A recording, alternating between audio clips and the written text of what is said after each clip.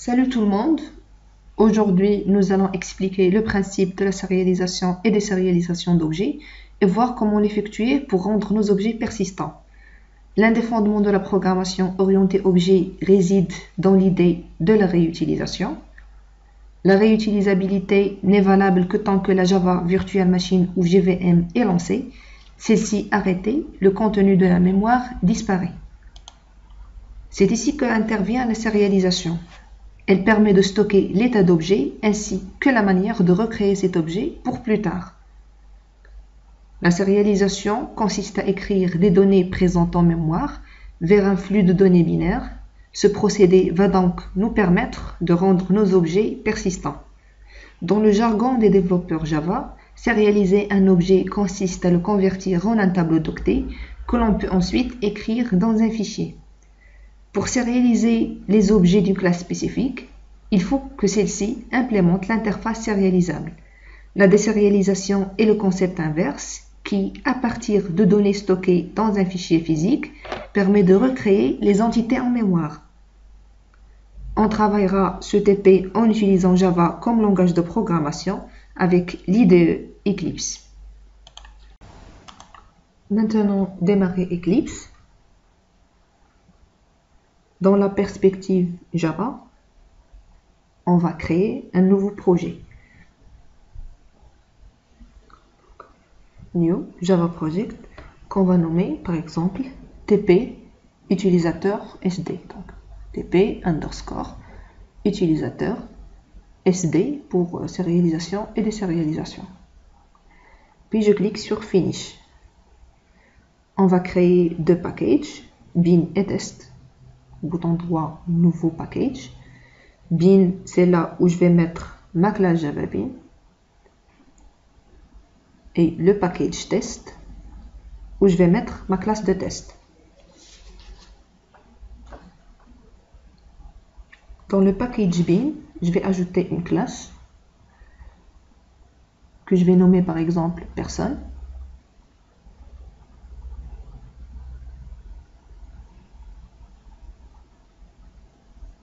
Donc, je clique sur Finish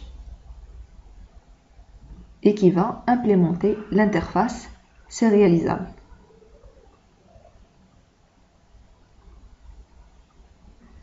Cette interface ne définit aucune méthode, mais permet simplement de marquer une classe comme pouvant être sérialisée. On va ajouter maintenant 4 attributs, l'id, nom, l'âge, l'adresse et le mot de passe. 5 plutôt. Donc, private int id, private string nom, donc, private double âge,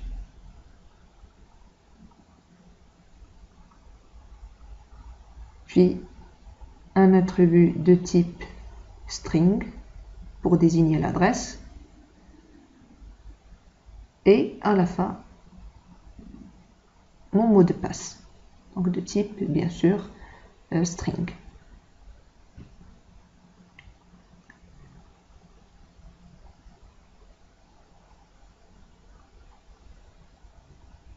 Je vais ajouter maintenant un constructeur sans paramètres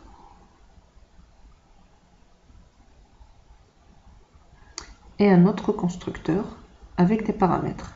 Pour ne pas perdre de temps, donc je clique bouton droit, source, Generate constructeur, je sélectionne tous mes paramètres et je clique sur OK. Puisque mes paramètres sont de type privé, j'aurai besoin des accesseurs, c'est ce qu'on appelle les getters et setters. Donc, je coche tout, qui vont me permettre bien sûr de modifier ou récupérer les attributs de ma classe. Je vais ajouter une autre méthode, donc toString, bouton droit, source, Generate toString. Je coche bien sûr tous mes paramètres et je clique sur OK. Donc, qui va me permettre bien sûr d'afficher mon objet. Donc, j'enregistre. Maintenant, je vais sur le package test. Je vais créer deux classes. La première, une classe qui va me permettre la sérialisation. Je vais l'appeler test underscore ser. Et je coche ma méthode main. Je clique sur finish. Donc, de même, j'ajoute une autre classe pour la désérialisation. Je l'appelle test underscore des. Et je coche aussi ma méthode main. Je clique sur finish. Dans la classe test sérialisation, je vais ajouter un objet de type file output stream. Donc, ce sont des streams de communication permettant d'établir une liaison entre le programme et une destination. Donc, je vais l'appeler par exemple FOS, donc est égal à file output stream. Donc, je vais lui donner en paramètre le nom de fichier dans lequel je vais stocker mon objet. Par exemple, personne.txt. Donc, il sera de type texte. Je peux aussi spécifier l'emplacement de mon fichier. Par exemple, je veux qu'il soit dans user public. Donc, je copie mon chemin et je le colle. J'échappe bien sûr mes backslash.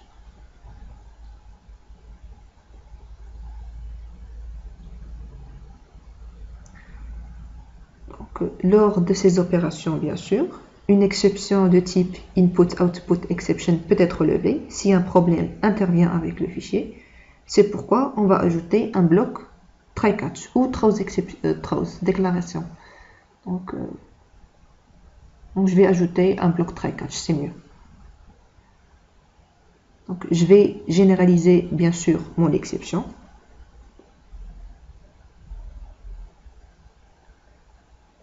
Donc, les types de fichiers file output stream sont représentés par des objets particuliers. C'est ce qu'on appelle bien sûr les streams, qui signifie courant ou flow. Maintenant, je vais ajouter, instancier un objet de type object output stream. Donc, est égal à new object output stream et qui va prendre en paramètre mon fichier FOS. Le résultat de la sérialisation sera envoyé dans ce fichier. Ensuite, je vais appeler la méthode writeObject en lui passant en paramètre l'objet à sérialiser. Donc, je ne l'ai pas créé pour le moment. Donc, maintenant, je vais créer mon objet de type personne pour que je puisse le sérialiser. Donc, personne. Donc, P est égal à new personne et je vais choisir mon constructeur avec paramètres et je vais lui attribuer les enregistrements. Par exemple, dans l'id, je vais mettre 1. Dans le nom, par exemple, je vais choisir un nom arbitraire, par exemple, Myriam Geeks. L'âge, 25 ans. Donc, l'adresse, je vais mettre mon adresse. Et un mot de passe. Par exemple, administrateur. Donc, je vais passer en paramètre dans la méthode writeObject mon objet. Donc, mon objet que je viens tout juste de créer, de type personne. Puis, je vais afficher un message. Disons par exemple que mon objet a été sérialisé.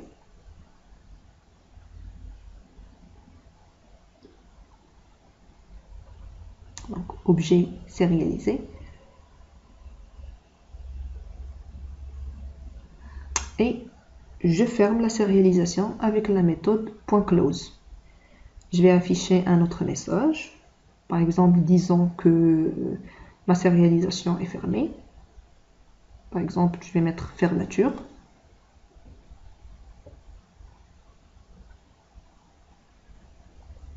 Et maintenant, je clique sur Run. Donc mon objet est sérialisé. Dans mon répertoire, je trouve mon fichier qui comporte ma classe, donc bin.person, ainsi que mes attributs sérialisés, tels que l'id, l'âge, l'adresse, etc. Avec, bien sûr, leurs paramètres, leurs valeurs. En général, ce fichier est illisible. C'est pourquoi j'aurai besoin, bien sûr, d'une classe permettant la désérialisation et la lecture de mon objet. Donc, dans la classe test désérialisée, je vais créer un objet de type FileInputStream qui va représenter le fichier contenant l'objet sérialisé. FIS est égal à new FileInputStream. Je vais lui passer en paramètre mon fichier. Donc je vais coller mon répertoire dans lequel se trouve mon fichier. Donc, je vais le coller. J'ajoute un bloc try-catch pour gérer mon exception.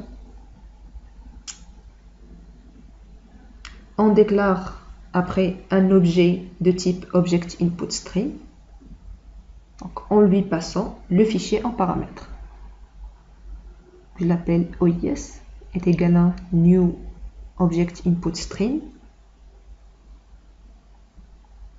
Je lui passe mon fichier FIS. Donc c'est normal, j'ai ma ligne soulignée en rouge, donc, puisque je n'ai pas généralisé mon exception. Donc je vais laisser exception tout court. Maintenant, je vais lire mon objet sérialisé à l'aide de la méthode readObject qui va retourner l'objet. Donc ois.readObject. Je vais la mettre dans un objet de type personne pour que je la récupère, bien sûr, et je l'affiche. Donc est égal un cast nécessaire pour obtenir le type d'objet qui est personne. Donc maintenant, je vais afficher un message pour voir mon objet à l'aide de la méthode déjà déclarée toString. Donc mon objet, donc plus, j'ajoute p. Et la méthode close pour fermer l'opération. Donc ois.close. Puis je clique sur Run pour voir le résultat. Donc, et là, je récupère mon objet. Donc, j'ai tous mes enregistrements. Donc, l'âge, l'adresse et le mot de passe. Donc, comme vous l'avez remarqué, le contenu des attributs est visible. Il est ainsi possible pour toute personne ayant accès au flux de voir le contenu de chaque attribut, même s'ils sont private, ce qui peut poser des problèmes de sécurité si les données sont bien sûr sensibles. Donc, pour y remédier, Java a mis à notre disposition un mot-clé qui est transiente. Donc, on va le tester par exemple ici. Donc, je mets transiente. Donc, il est en général utilisé pour les données sensibles, telles que les mots de passe. Par exemple, je vais le mettre en transiente pour empêcher sa sérialisation. Donc, je lance ma sérialisation. Elle est bien passée. Je désérialise. Et vous remarquez que mon objet, comme mon attribut, password, est nul. Car lors de la désérialisation, les champs transientes sont initiés avec la valeur nulle. Donc, une autre remarque, si la classe a changé entre le moment où elle a été sérialisée et le moment où elle est désérialisée, une exception peut être levée. Donc, une exception donc, de type thread. Donc, on paramètre le serial version UID. Donc, le serial version UID est une clé de hachage qui identifie de manière unique votre classe. Donc, c'est comme un gestionnaire de version de votre classe. Donc, pour lever cette exception, au niveau de votre classe, vous devez déclarer ce champ qui est serial version UD.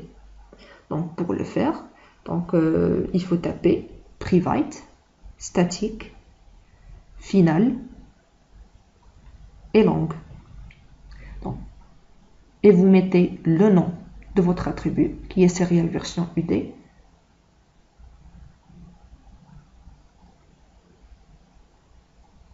Je le colle. Vous récupérez la première valeur et non pas la deuxième. Je la colle. Et j'ajoute un L pour spécifier qu'il est de type long. Donc, je précise, si vous n'avez pas d'exception, vous n'avez pas à le déclarer pour que la sérialisation fonctionne. Donc, dans mon cas, j'ai pas mon exception, donc je vais mettre cette ligne en commentaire. Donc, pour le faire, je mets 2 slash, donc j'écris par exemple ceci est un commentaire.